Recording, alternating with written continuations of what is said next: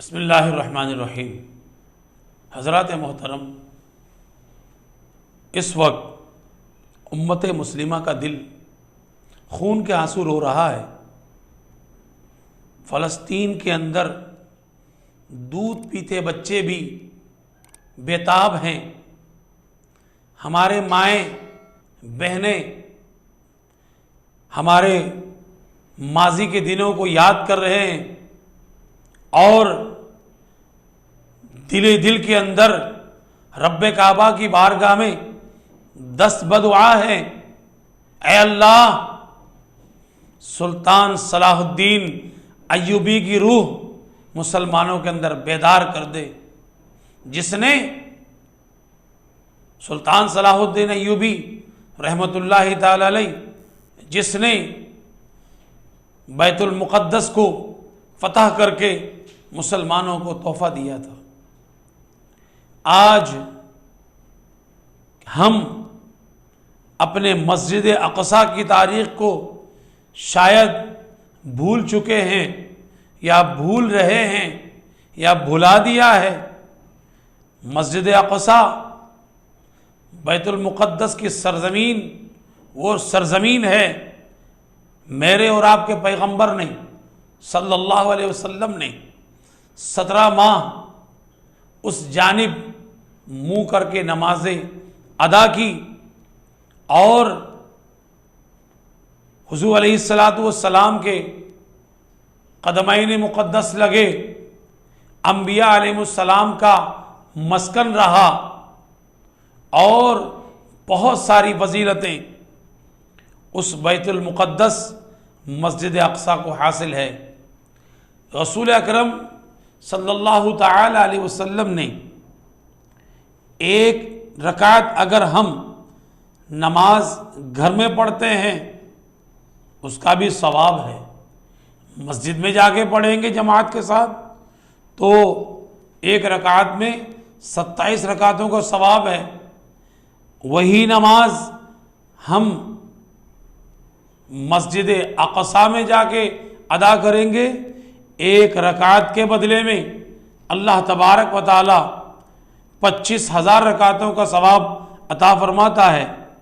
اور اس کے بعد اگر وہی نماز ایک رکعت ہم رسول کریم صلی اللہ تعالی علیہ وسلم کے روضہ اطہر میں یعنی مسجد نبوی میں ادا کریں تو ایک رکعت کا ثواب 50,000 رکعت کا ثواب ملتا ہے، اور وہی ایک رکعت اگر ہم کعبۃ اللہ میں جا کے ادا کرتے ہیں 1,00,000 رکعتوں کا ثواب ملتا ہے۔ آج جو ہیں ہمارے نوجوان طبقہ سے بات کرتے ہیں، نوجوان طبقہ یہ کہتا ہے کہ بیت اللہ بہت مقدس شہر ہے، بلد الامین ہے، جہاں ہم طواف کیا جاتا ہے، حاجی طواف کرتے ہیں، عمرہ کرتے ہیں، اس کی فضیلت جانتے ہیں، مانتے ہیں، اور مدینۃ رسول کی فضیلت کو بھی مانتے ہیں کہ حضور علیہ السلام اس ارض مقدس پر جلوگر ہیں، نبی علیہ السلام کا روضہ مطہرہ ہے۔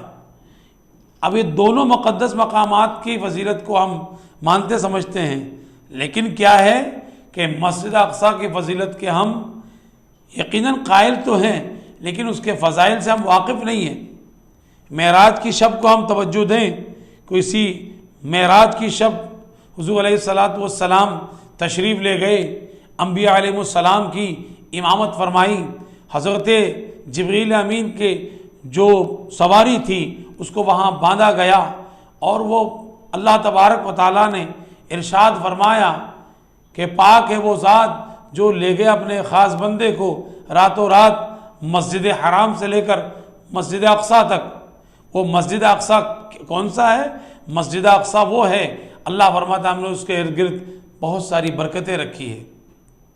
اب وہ برکتیں انبیاء علیہ السلام کے مزارات کی صورت میں، قبر انور کی صورت میں، اور بہت سارے اس کے اندر برکتیں اللہ نے رکھی ہے۔ آج کیا ہو گیا؟ آج کیا ہو گیا کہ آج ہم اپنے قبلہ اول سے منحرف ہو رہے ہیں۔ قبلہ اول کی حفاظت کیا ہماری ذمہ داری نہیں ہے؟ کیا قبلہ اول کو ہم یوں ہی چھوڑ دیں؟ ان ناپاک یہود و نصارہ کے ہاتھ اس طرح چھوڑ دیں، وہ ناپاک قدم وہاں لگائیں اور وہاں نماز کی حالت میں دہشت گردی پھیلا کر لوگوں کو جام شہادت سے وہ سیراب ہو جائیں، بربریت کریں؟ حالات بڑے عجیب۔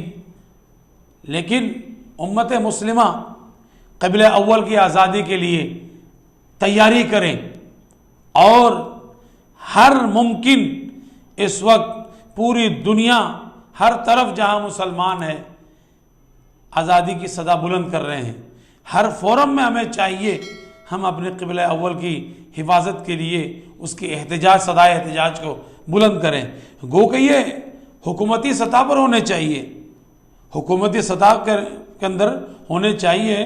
ہمارے پرائم منسٹر نے بروز جمعہ کو آزادی بیت المقدس کا دن منانے کا حکم دیا، لیکن یہاں تھوڑی سی میں اس بات کی طرف توجہ دوں کہ پرائم منسٹر صاحب نے آزادی کے دن منانے کی بات کی، لیکن ہماری پاکستان کی اسمبلی کے اندر ایک خاتون کھڑی ہو جاتی ہے، اور خاتون کھڑی ہو کر اب وہ اپنی تھنکس، اپنے نظریہ، اب وہ قرآن کریم کی آیتیں پڑھنے پر پابندی نہیں ہے، لیکن اس کی اتنی نالج بھی نہیں ہے، ساتھ میں یہ بھی کہہ رہی ہے کہ مجھے بہت زیادہ نالج نہیں ہے۔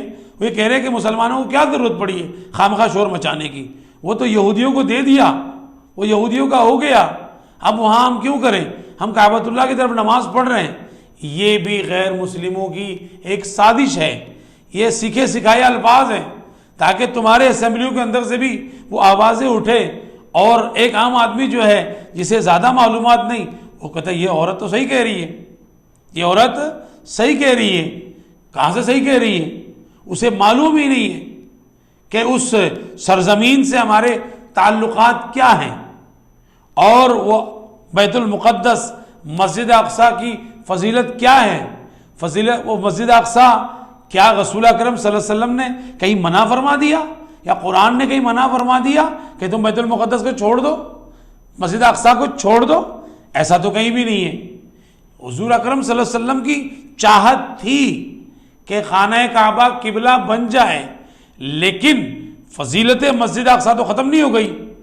اب وہ ایک عورت کھڑی ہو جاتی ہے اسمبلی کے اندر، اور عجب بات اس کے اندر یہ ہے، لیکن ہمارے اسپیکر صاحب بھی موجود ہیں، اراکین اسمبلی موجود ہیں، اس کے اندر ماشاءاللہ کافی بردبار لوگ موجود ہیں، تو ہمیں اس وقت اسمبلی میں جو اس طرح کے اگر کمنٹس آ رہے ہوں تو اس کے بعد جذبہ ایمانی کو بیدار کرتے ہوئے، فرض منصبی ادا کرتے ہوئے کسی کو اس کا جواب دینا چاہیے، اور ان کو بتانا چاہیے کہ آپ کا نظریہ، آپ کا موقف غلط ہے، آپ غلط بات کر رہی ہیں، آپ نالج حاصل کریں، آپ اسٹڈی کریں۔ آپ تو وہی بات کر رہے ہیں جو ہمارے مخالفین یہود و نصارہ جو نظریہ پیش کر رہے ہیں، اور وہ یہی تو کہہ رہے ہیں کہ وہ تمہارا خانہ کعبہ تمہارا قبلہ ہے، یہ یروشلم ہے، ہم اسے جو ہے نا فلسطین کی ختم کر کے ہم اسرائیل بنا دیں، یہودی آبادی بنا دیں، یہودی کالونی بنا دیں، یہودی مشینری استعمال ہو جائے اور یہودیت کی طرف چلے آئیں۔ ایسا نہیں ہوگا۔ قرآن میں اللہ کریم نے واضح الفاظ میں ارشاد فرمایا یہود و نصارہ ہمارے دوست نہیں ہو سکتے، ہمارے مخلص نہیں ہو سکتے۔ تو میں جو بھی جس فورم میں ہے، میرے اراکین اسمبلی اگر میری بات کو سنیں تو جنہوں نے، جس خاتون نے، ایک تو پہلی بات اس کا اپنا وضاقتہ درست نہیں ہے، وضاقتہ بھی کوئی اسلامی نہیں ہے، ورنہ اگر وہ اس کا قرآن کی آیت پڑھے، حدیث پڑھے، دین کی بات کرے، اس کا وضاقتہ بھی تو اسلامی ہو، تو ایسا محسوس ہوتا ہے کہ ہمارے اسمبلی کے اندر سے بھی لوگوں کو خریدا گیا ہو یا انہیں ذہن دیا گیا ہو تاکہ یہ مثالیں بن جائے کہ تم اہل پاکستان، اسلامی جمہوریہ پاکستان ہے، تمہارے اسمبلیوں پر تمہارا کنٹرول نہیں ہے۔ تو میں یہاں بات کر رہا ہوں کہ ہمارے اسمبلی میں جو لوگ بیٹھے ہوئے ہیں، ایک صدر پاکستان سے لے کر پرائم منسٹر تک، پرائم منسٹر سے لے تک اراکین اسمبلی تک، اپنے ایمانی منصب پر آپ اپنے مقدسات کی پہراداری کرتے ہوئے ان کا محاسبہ کریں۔ ایسے جو نظریات پھیلا رہے ہیں اس کو ڈینائی کریں اور ان سے پوچھیں، باز پرس ہو۔ علماء کرام اپنے کردار ادا کریں، سیاستدان اپنے کردار ادا کریں، ہمارے جو تاجر حضرات ہیں وہ اپنے کردار ادا کریں کہ الحمدللہ یہ کاز و مشن ایسا ہے، یہ ایمان کی ضرورت ہے، ایک مسلمان کی ضرورت ہے۔ قبلہ اول سے ہم کوئی بھی منحرف نہیں کر سکتا، نہ ہمیں منحرف ہونا چاہیے۔ ہر فورم پہ ہم اپنے صدائے احتجاج کو بلند کریں۔ الحمدللہ شہر کے اندر مختلف کراچی شہر کے اندر، پاکستان کے مختلف شہروں کے اندر مختلف انداز سے ریلی نکالے جا رہے ہیں، احتجاجی مظاہرے ہو رہے ہیں، اور پوری دنیا کے اندر یہاں تک کہ میری معلومات میں یہ ہے کہ پاکستان اور مسلمانوں کے ممالک کے علاوہ بھی پچھلے دنوں میں 70 ممالک کے لوگوں نے احتجاج کیے، جس میں آپ ناظرین آپ کی نالج میں اضافہ ہوگا کہ 20 اسلامی ممالک تھے جس میں 50 نان مسلم ممالک تھے، جہاں پر صدائے احتجاج بلند ہوئے کہ بیت المقدس کی حرمت و عظمت پر۔ تو ایک بحیثیت بنگ مسلمان حرمت بیت المقدس پر، حرمت مسجد اقصی پر مسلمانوں کے اندر مرنے مٹنے کا جذبہ ہونا چاہیے۔ الحمدللہ جب ہمیں موقع ملے گا، ہمارے نوجوانوں کو موقع ملے گا، ہم حرمت مسجد اقصی کے لیے، حرمت بیت المقدس کے لیے ہم اپنے خون کا آخری قطرہ تک بہانے کا، دینے کا ہم جذبہ رکھتے ہیں۔ اللہ کریم یہی جذبہ ہمارے اہل وطن ہیں یا پوری دنیا کے مسلمانوں کے اندر یہ جذبہ بیدار فرمائیں۔